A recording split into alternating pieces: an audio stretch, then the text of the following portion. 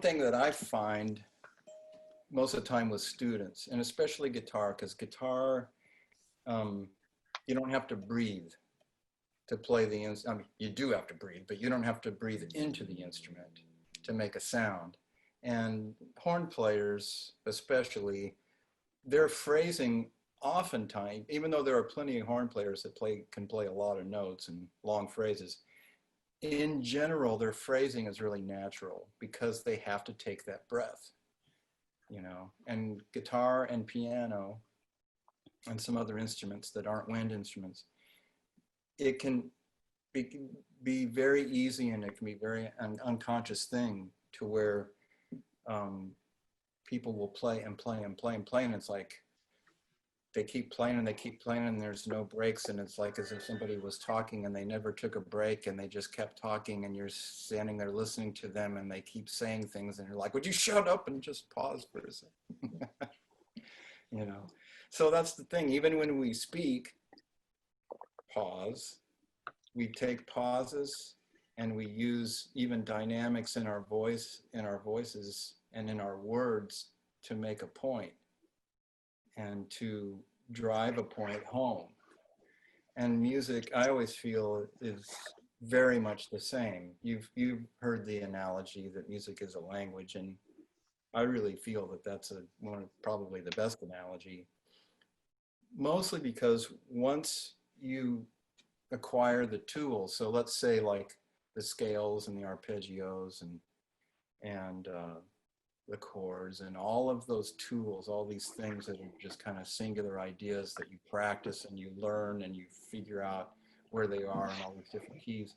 I mean, those are like the nouns and the verbs and the adjectives, and you know, the stuff that you go, oh, okay, if I'm going to learn this language, I have to know these are the tools, this is how I'm going to communicate. But the tools just give you kind of the information that show you what the sounds can be or what they might be.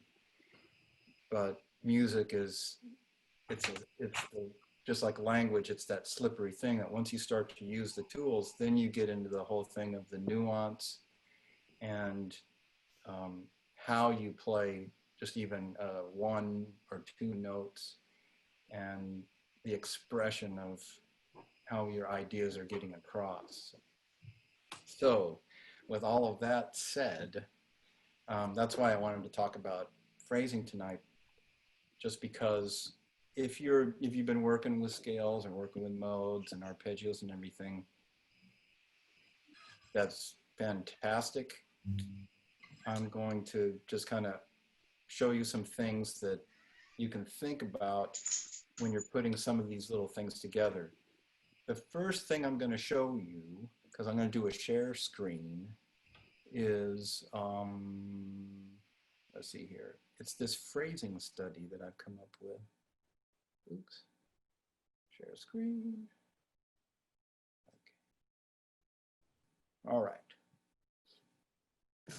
You see this, everyone? Yeah. Okay, cool. Great. Yeah. Okay, so it says phrasing study.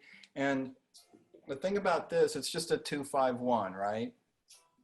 So it's just a, you know, 2, 3,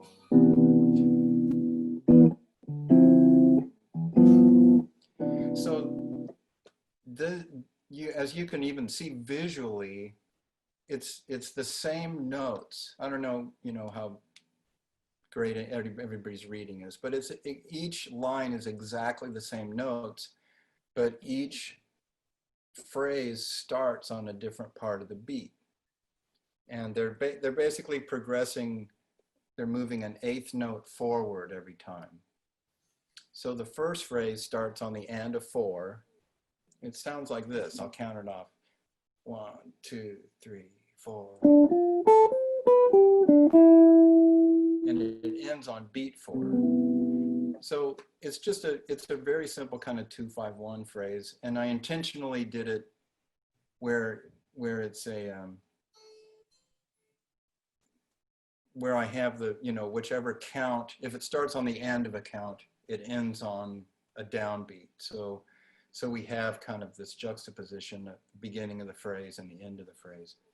So the whole purpose of this, it's not like the kind of exercise that you would sit around and practice. It's more the kind of exercise that you learn how to tune your ear in to starting your phrases on different beats and getting comfortable and natural with it. Because I've also found, you know, myself and students where sometimes we have these parts of the measure that we consistently will start a phrase without even realizing it. And what you want to do is you want your phrasing to feel a bit more freer and open. So, but part of that is, and you've heard that phrase before when somebody says learning how to hear. You say, well, learning how to hear, I know how to hear, I got ears, you know. But it's basically learning how to recognize sonically how something is placed in the music, but then you have to kind of internally understand it in your sense of rhythm. So it doesn't know, you can hear it and go, oh, that's interesting, but it doesn't necessarily mean you're going to feel it naturally. So that's why you have to sometimes, well, you always have to do a lot of repetition with anything that you're learning, especially if it's something really challenging.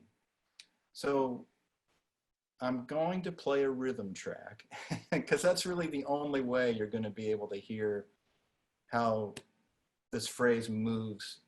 And, you know, I start on the and of 4, and then I start on the and of 4 here, and then the next time around I start on 1, ends on the and of 4. I start on the and of 1 the next time, it ends on 1.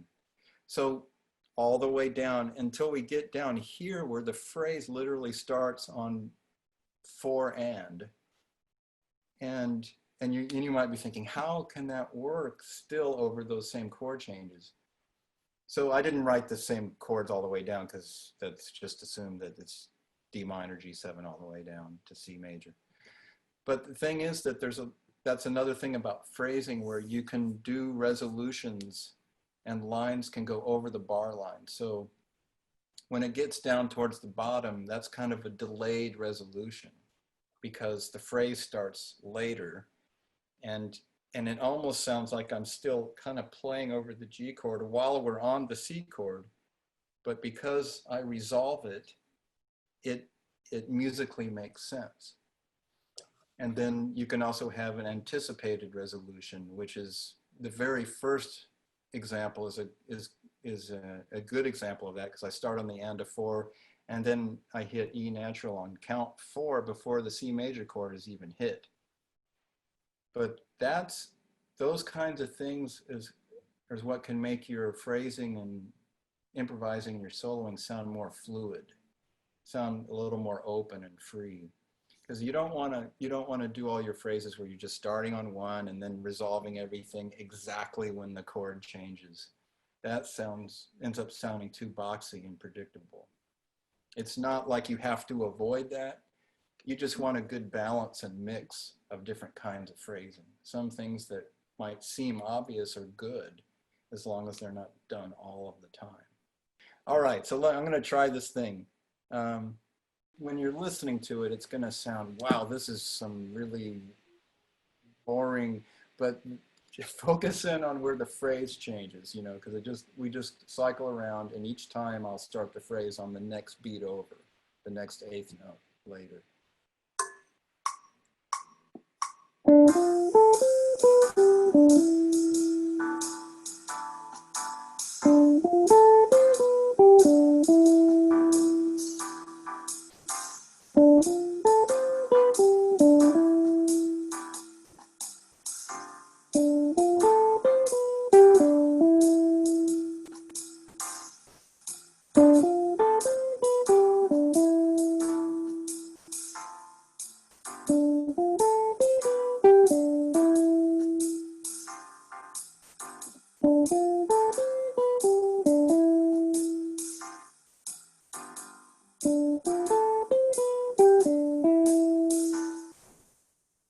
There it is, all yours.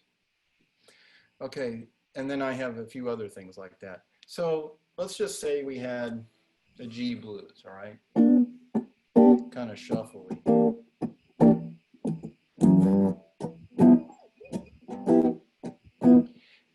And you know, let's just take a kind of a 1, 2, 3, 4. So that started on 1, right? So how about 1, 2, 3, 4? That's on the and 1. Same thing. 1, 2, 3. Oh, I started on 2. That's like, let's see, 1, 2, 3, 4. So that's on the and 1. Then on 2, 2, 3, 4. Do it on the end of 2. So it can sound, what the main thing that happens is when it starts on the beat, it has a certain sound, and when it starts on the and, it's got kind of a mirrored, but it has a different, feeling to it. I mean, you might already do some things like this, but I feel like it's really worth exploring in depth, simply because you can open up your phrasing and improvising a lot with just a little bit, with it. Each idea can become several ideas, instead of that thing that I will again see students doing where they feel like they have to keep moving and changing notes all the time, and nothing gets repeated, and it's always, oh, I must play lines, and it's like, well, no, you have to play ideas. And it has to make musical sense, and enjoy yourself, and don't worry if anybody thinks you're good or not.